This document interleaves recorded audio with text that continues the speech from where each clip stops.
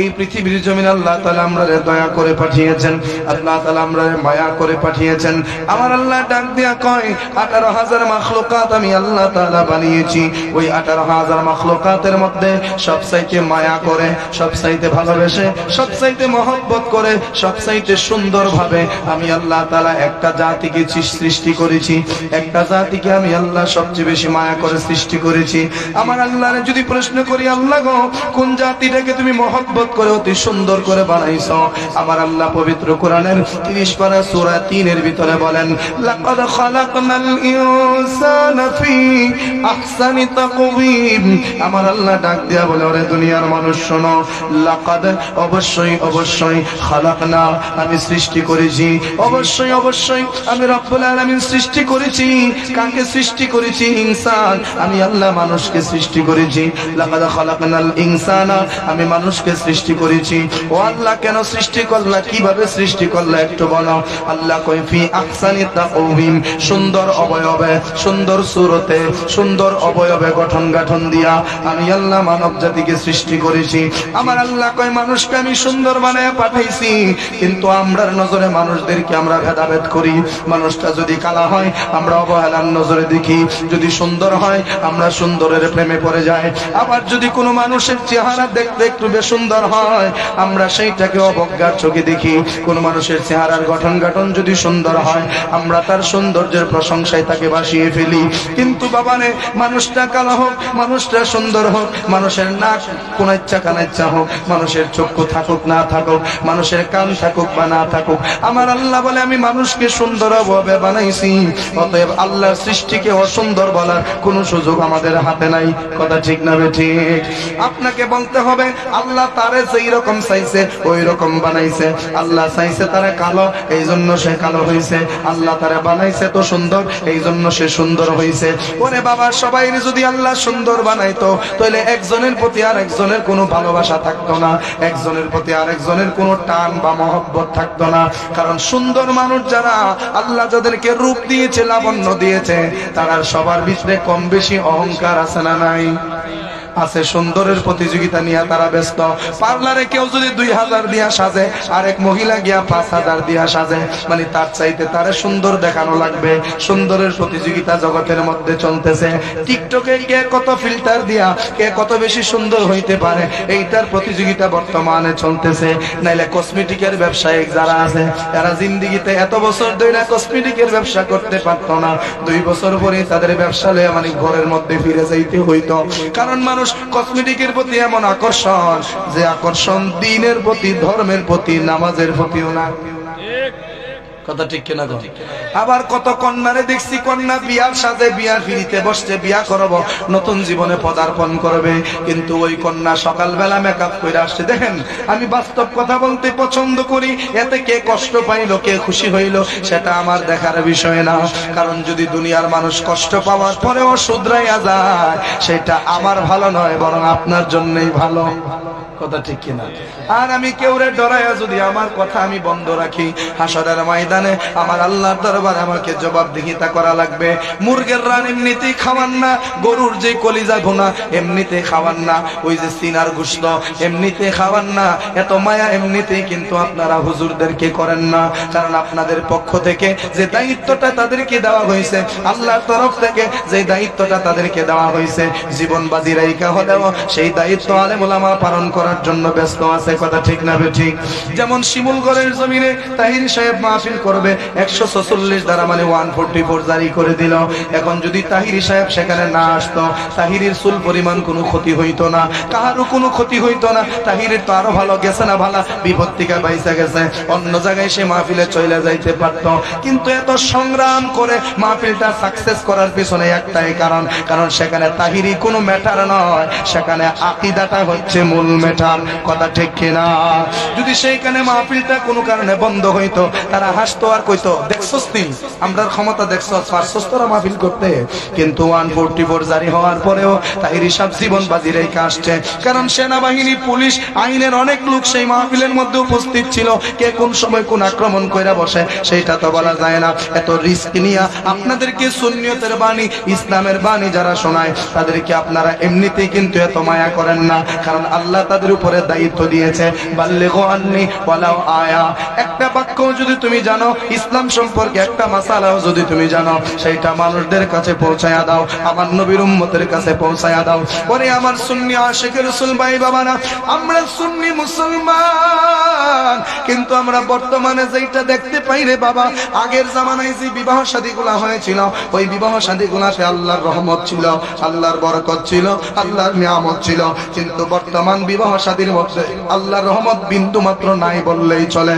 এই জন্য সংসার 1 মাস 2 মাস 6 মাস 1 বছর 2 বছর, বড় জোর 2-2.5 বছরের ভিতরে স্বামী স্ত্রীর মধ্যে দ্বন্দ্ব লাগা সংসার ভাঙার পর্যায়ে চলে যায়। অথচ মুরব্বী বাজান রেজিগান, ও আমার পাশে আরেকজন মুরব্বী আছে, ওরা রেজিগান।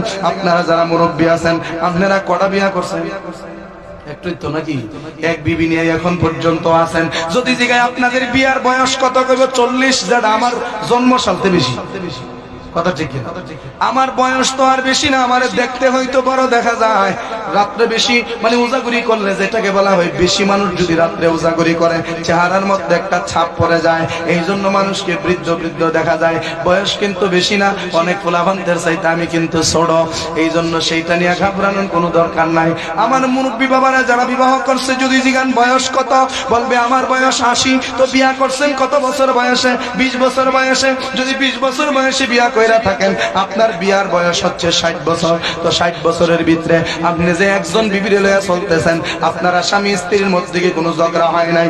আপনারা স্বামী স্ত্রীর মধ্যে কি কোনো দ্বন্দ্ব হয় নাই? কথা নিয়ে কোনো কাটাকাটি হয় নাই? বলবে হুজুর হয় নাই মানে বহুত হইছে। তাহলে আপনাদের সংসার এত বছর পর্যন্ত ঠিকঠাক হইছে কেমনে? তখন তারা বলবে যতই ঝগড়া করছি, ফাসাদ করছি, কিছুক্ষণ পরে আল্লাহর রহমত দিছে, দুইজনই গুল্লা গেছি, দুজন আবার কিছুক্ষণ পরে মিল হয়ে গেছি। কথা ঠিক কিনা? এই জন্য সংসার এখন পর্যন্ত টিকে আছে। কিন্তু বর্তমান আপনি যদি মানে একটা জরিপ করেন, তাইলে দেখবেন বেশিরভাগ যুবক বিবাহ বিচ্ছেদের মধ্যে, বিবাহ বিচ্ছেদের সমস্যার মধ্যে ভুগতেছে। উকিল যারা আছে তারা জিগায়েন যে বিচ্ছেদের মাসালা বা বিচ্ছেদের মামলা কয়টা, তালাকের মামলা কয়টা, আর বিয়ার মামলা কয়টা, তাইলে খোঁজ নিলে পাওয়া যাবেন বিচ্ছেদের মামলাটাই বেশি। কারণ মানুষের সংসার এখন রহমত পাওয়া যায় না। রহমত পাওয়া যাবে কিভাবে?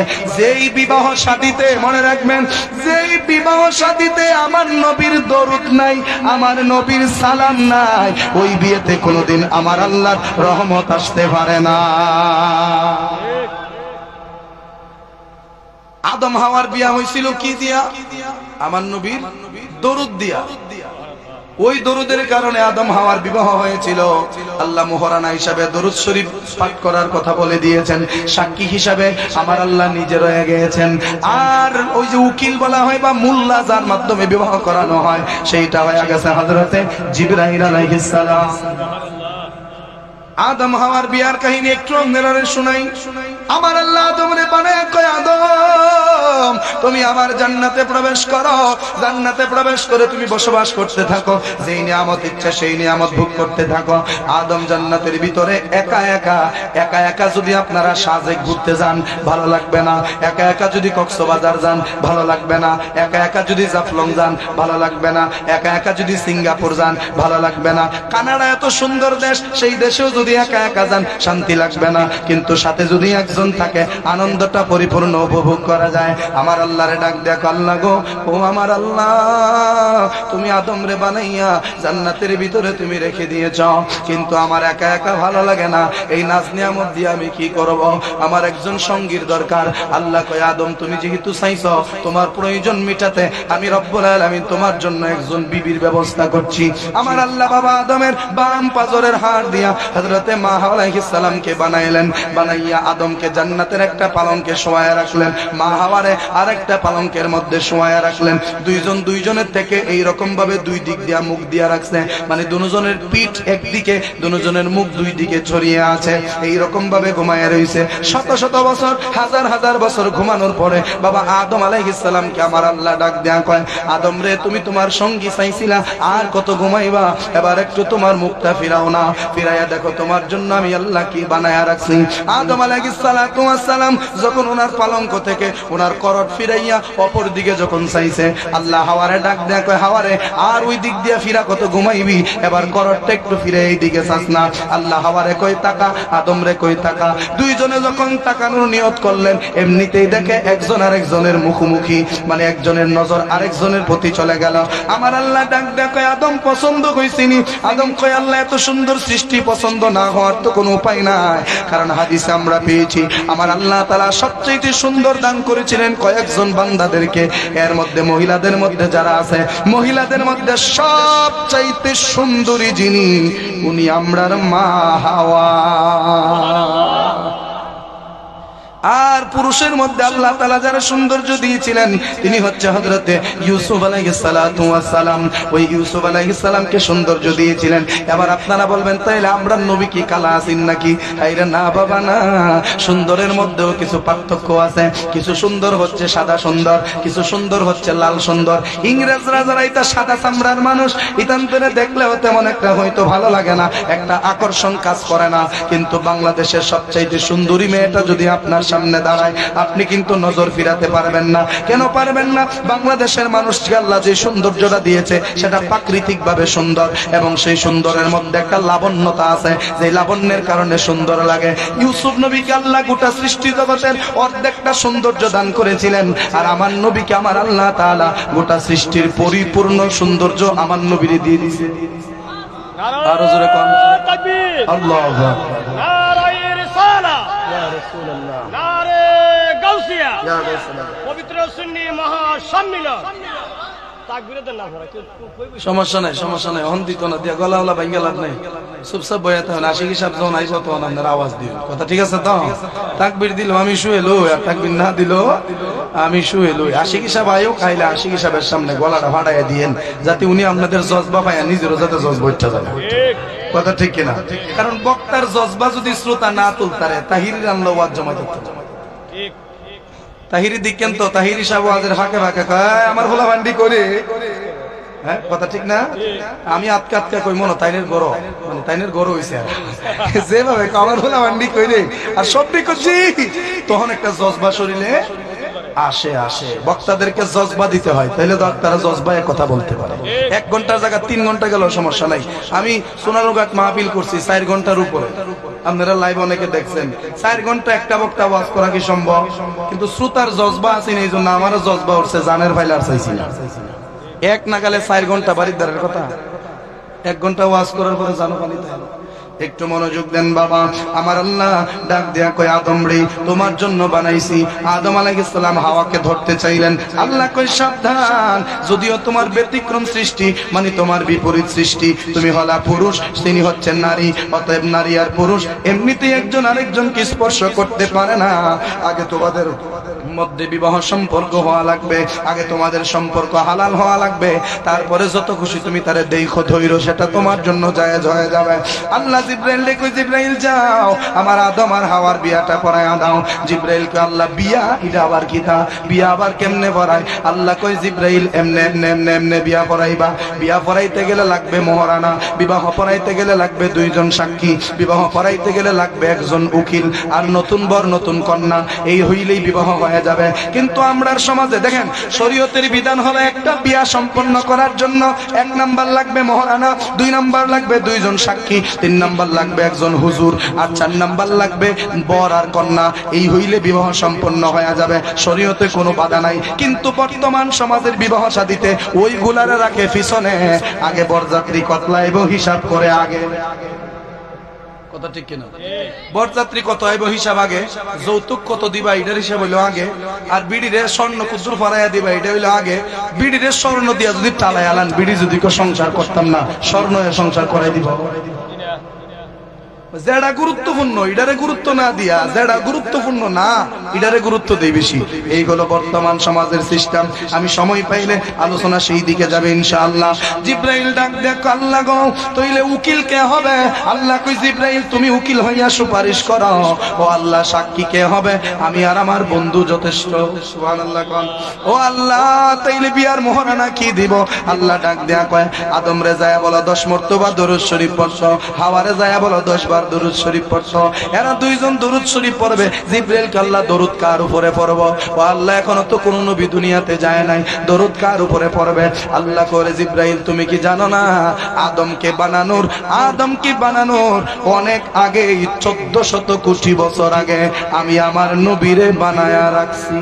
সুবহানাল্লাহ। কুনতু নূরাম বাইনা ইয়াদাই রাব্বি ক্বাবলা খালকি আদমা বি14 আলফি আম। আমার নবী ডাক দেয়া কয়, আদম সৃষ্টির 14000 বছর পূর্বে আমি আমার মনিবের নিকট নূর হিসাবে বিদ্যমান ছিলাম। তার মানে আদম রে বানানোর 1500 বছর কিতা 1500 কোটি বছর আগেই আল্লাহ আমার নবীরে বানায়া রাখছে। আল্লাহ কই, জিবরাইল, ও জিবরাইল, তুমি যাও আদম রে বলো 10 বার দরুদ শরীফ পড়তো, হাওয়া রে বলো 10 বার দরুদ শরীফ পড়তো। 10 বার দরুদ শরীফ পড়লে তাদের মোহরানা আদায় হইয়া যাবে। আর মোহরানা আদায় হইয়া গেলে স্বামী স্ত্রীর জন্য, স্ত্রী স্বামীর জন্য হালাল হইয়া যায়। আরো জোরে কোন সুবহানাল্লাহ। তবে আমরার সংসার জীবন অত সুন্দর সংসার জীবন, যেই মোহরানা স্ত্রীর হক বিয়ার পরে এটা দেওয়া আপনার জন্য কর্তব্য, ওয়াজিব, আপনাকে দেওয়াই লাগবে। কিন্তু আজকে 50-60 বছর হয়ে গেল বিয়ার সম্পর্কে, এখনো মোহরানার টেহা জামাইয়ের দ্বারে। কথা ঠিক কিনা? তবে এতে সংসারের কোনো সমস্যা হবে না, কারণ ওয়াদা তো আছে দিবেন। স্ত্রী যদি কয় আপনার মোহরানা লাগতো না, আপনার সংসার হলো এমনি টানাটা নিতেছেন, আমার মোহরানা লাগতো না, আমি খুশি, এমনি খুশি, যদি পারেন দিন, না পারলে নাই। যদি স্ত্রীটাকে মওকুফ করে দেয় তাহলে স্বামী এটা থেকে বেঁচে যাবে। আর যদি কোনো স্ত্রী মোহরানার দাবি মাফ না করেই মারা যায়, আর ওই স্বামী যদি মোহরানার টাকা পরিশোধ না কইরা থাকে, তাহলে হাসরের দিন তাদের এই সংসার জেনা বেবিচারের সংসার হয়ে হাসরের ময়দানে দাঁড়াতে হবে। আমার আল্লাহ দুইজনকে বিবাহ পড়ায়া দিলেন, জান্নাতে থাকতে দিলেন, ওই ঘটনা সেখানে রাখলাম। তাইলে আপনারা কি বুঝলেন? আদম আর হাওয়া আমরার বাপ আর মার বিয়া হইছিল আমার নবীজির দুরূদ শরীফ দিয়া, আমার নবীজির সালাম দিয়া। এই জন্য যেই বিয়েতে, যেই শাদীতে, যেই নিকাহে আমার নবীর দরুদ নাই, আমার নবীর প্রশংসা নাই, খোদার কসম ওই বিয়া যদি আসমান থেকে ফেরেশতা আয়াও পড়ায়, ওই বিয়ার সম্পর্ক দুরস্ত হবে না। এই জন্য সুন্নিদের প্রত্যেকটা বিয়াতে নবীর মিলাদ কিয়াম আছে না নাই? আছে। যেরকম আছে না নাই? দরুদ সালাম আছে না নাই? এবার আসেন যেই বিয়াতে দরুদ নাই, সালাম নাই, ওই সংসারের মধ্যে আল্লাহর রহমত নাই।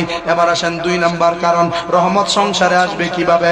আপনি 8টায় পড়ে নামাজ পড়তেছেন, কিন্তু সংসারের অভাব তো ছুড়ে না, সংসারে রহমত আসে না, সংসারে বরকত আসে না। আচ্ছা, মানে আপনি সংসারের জন্য এত কিছু করছেন, কিন্তু সংসারের অভাব সারে না। অভাব সারবো কিভাবে? আপনি যখন বিয়া করতে গেছিলেন তখন আপনার উজু ছিল না, আপনার বউ যখন বিয়ার ফিরিত বইছেন তখন আপনার বউর উজু আছে। কেমনে আমি বুঝাইয়া দিই? জামাই বাড়ির থেকে গোসল করছে, 14 ঘরের 14 বিডিয়া গোসল করাইয়া দিছে। তোর তো নিজে বুড়ফার পারে না, এরে বাবিরা বুড়ফার লাগবে। আচ্ছা, কোন বাবি কি দেওয়ার জন্য হালাল না হারাম? ই ওয়াস্ত সুন্নিরা করে না, ভাবতে কম করে, খুব কম। দেবর এবং ভাবি এরা একজন আরেকজনের জন্য কি হারাম, হারাম কি হারাম। আপনি দেখবেন কি, ধরা তো অনেক পরের কথা, দেখাটাই তো হারাম। হ্যাঁ, বুঝেন, একটু কথাগুলি বোঝার চেষ্টা করেন। এটা হারাম সম্পর্ক, কিন্তু দেখা যায় ওই দেবর রে, এবং উপযুক্ত দেবর, যেই দেবরের 18 বছর পূর্ণ হইছে, যেই দেবরের যৌবন আসছে, ওই দেবর রে ভাবিয়ে মরায় মরায় গোসল করায়। আর গোসল না করে লেবিল বিয়া হইতো না। কেরে আমি বিয়া করছি না, আমার শরীর তো কেউ দরবার লেগে দিছিল। আমি কই সারা বছর আমি আল্লাহ আল্লাহ বুড় ফারতারি, আর আজকে আন্ধারে আমার বুড় ফারেন লাগবো, যাই না আন্ধারে কি আন্ধারে আমি ফোরসি আর উঠছি, শেষ লিখে কি আমার বিয়ে হয়েছে না? মনে রাখবেন, হারাম কাজ দিয়া শুরু হইলে বিয়াতে রহমত থাকে না। আপনি গোসল করছেন, উযু করছেন পবিত্র হইয়া, আপনি শেরওয়ানিটা মাথায় দিয়া আপনি কি করলেন? নতুন কন্যাকে আনার জন্য বের হইয়া গেলেন, নতুন কন্যাকে আনার জন্য বের হইয়া গেলেন, কিন্তু রাস্তার মধ্যে আপনার প্রস্রাবের ব্যাগ হলো, প্রস্রাব করলেন কিন্তু উযু করলেন না। এমনিতে আপনি বিয়ার পিড়িতে গিয়া বসলেন। আপনার বিবি 12টার সময় বিয়ার পিড়িতে বসবে, সকাল 7টার সময় সাজার জন্য পার্লারের দিকে রওনা হয়ে গেছে। পার্লারের মধ্যে গিয়া 1 ইঞ্চি ফুর কইরা মেকআপ টেকআপ দিয়া সুন্দর করে সেজে গুজে আসলো। আচ্ছা, সাজও কোনো সমস্যা নাই, স্বাস্থ্য নারীর জন্যই। কথা ঠিক কিনা? যত পারো সাজো, কোনো সমস্যা নাই। সাজ্জা গুজ্জা বাড়িতে আসছে, আইসা এমনিতেই বিয়ার শরীফ হইরা বিয়ার ফিরিতে বসছে। 4-5 ঘন্টা যে সাজ আপনার চেহারার মধ্যে থাকলো, ওই সাজ নষ্ট হবে বইলা আপনি প্রস্রাব করছেন ঠিকই, কিন্তু ওযু করেন নাই। আচ্ছা কোন নামাজ বলেন, রোজা বলেন, রোজা না, নামাজ, কোরআন তেলাওয়াত, জিকির আজকার, মিলাদ মাহফিল, এই সমস্ত ইবাদত কি ওযু ছাড়া হয়? জোরে কোন, ওযু ছাড়া হয়? কোরআন তেলাওয়াত করবেন, ওযু ছাড়া ধরতে পারবেন?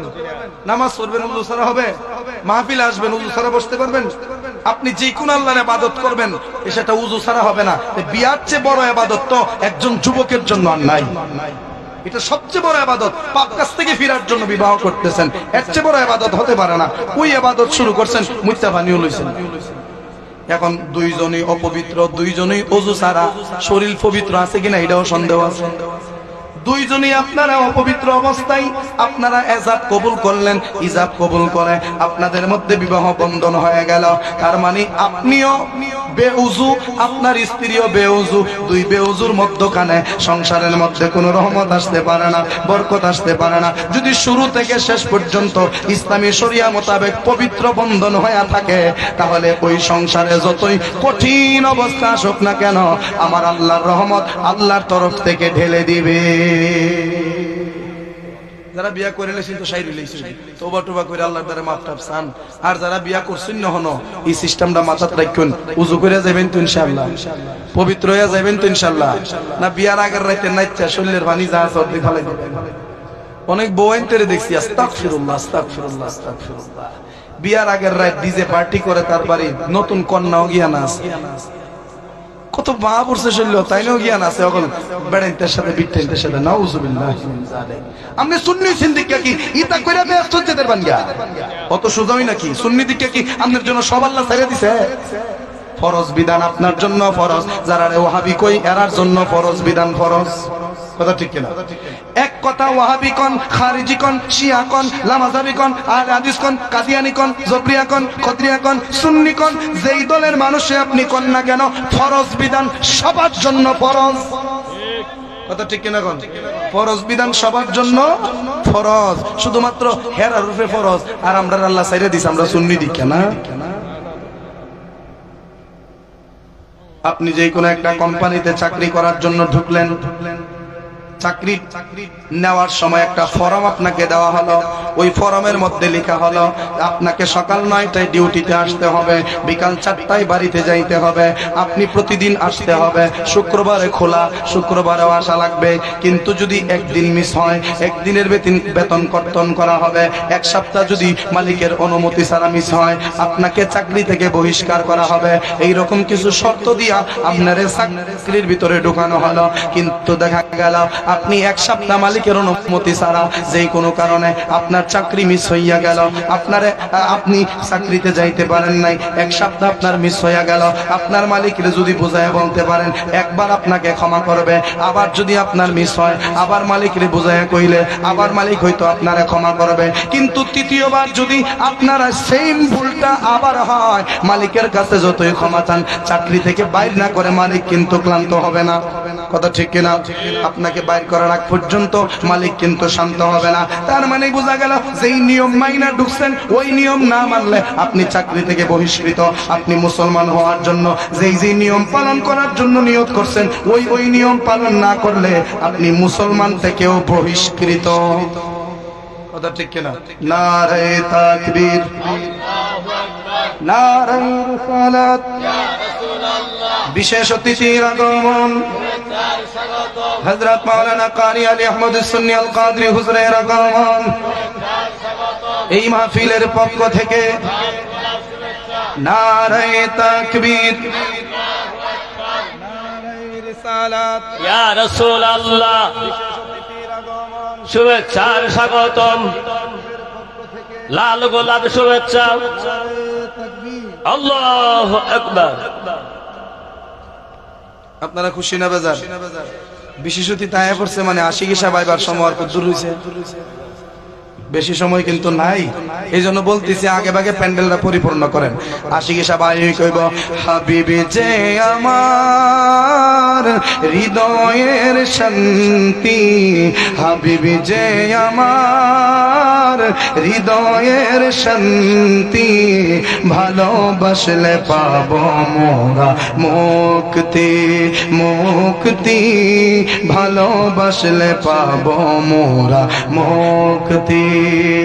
ভালোবাসেন আমির হামজা নূর নবীজির চাচা জান, ভালোবেসেন শুইছে তিনি উহুদের ময়দান।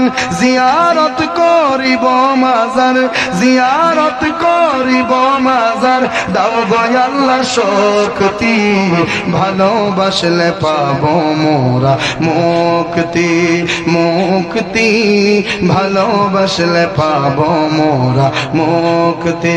কন্যা মারহাবা